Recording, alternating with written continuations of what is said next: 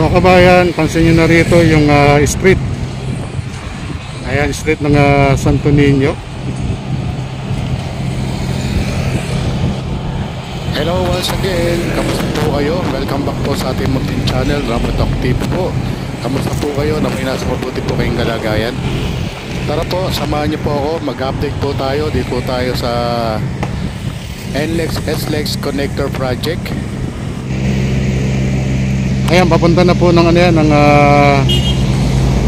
Certeza kabayan. Ayan o. So ito pa yung mga sasagasaan pa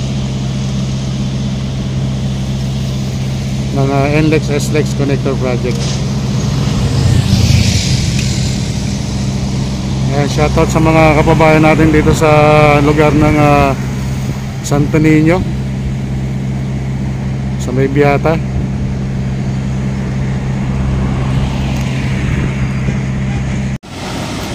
Kabayan, kung nabigyan po kayo sa lugar na yan, itong tinutumpok ng evacuator yan po yung Retroco, yung lugar ng Retroco, kabayan. So shoutout po sa ating mga kalugar dyan sa Retroco.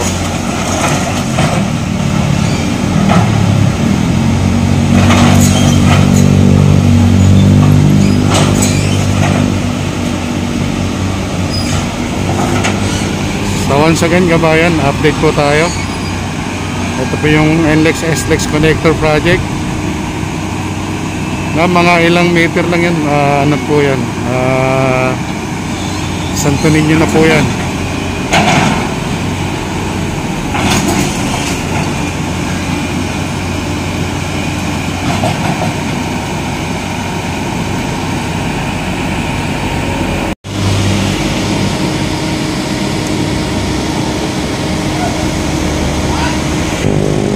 So galing doon, no?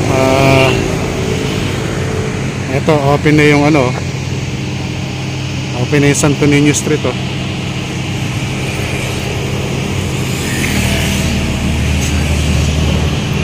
Ayan, Santo Niño Street ng kabayan. So tuloy-tuloy na po ang gitaan dito ng mga bahay, ano kabayan. Talagang minamadali na to. Malamang bago mag-December or month of December, ano na to, clear na yung area na to ng NLEX SLEX Connector Project.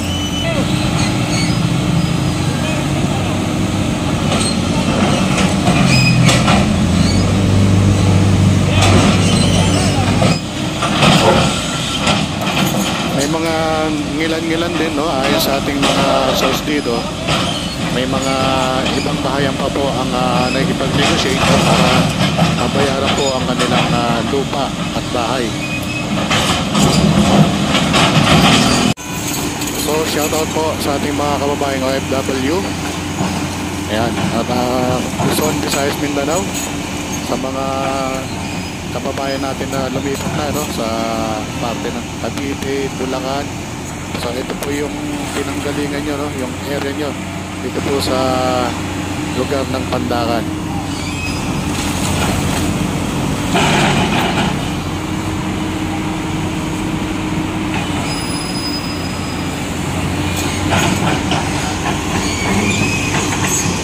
So ito kabayan yung ano, yung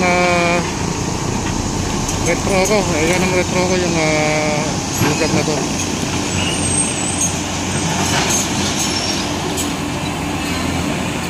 So gawin naman po tayo dito sa may Aklan area, kabayan.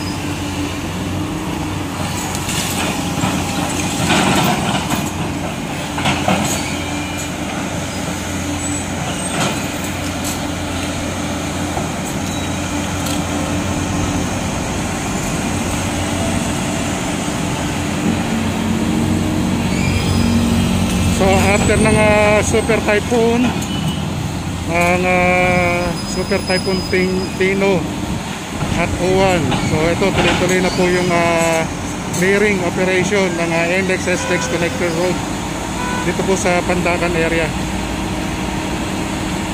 So hanggang sa muli kabayan, maraming salamat po sa inyong lahat.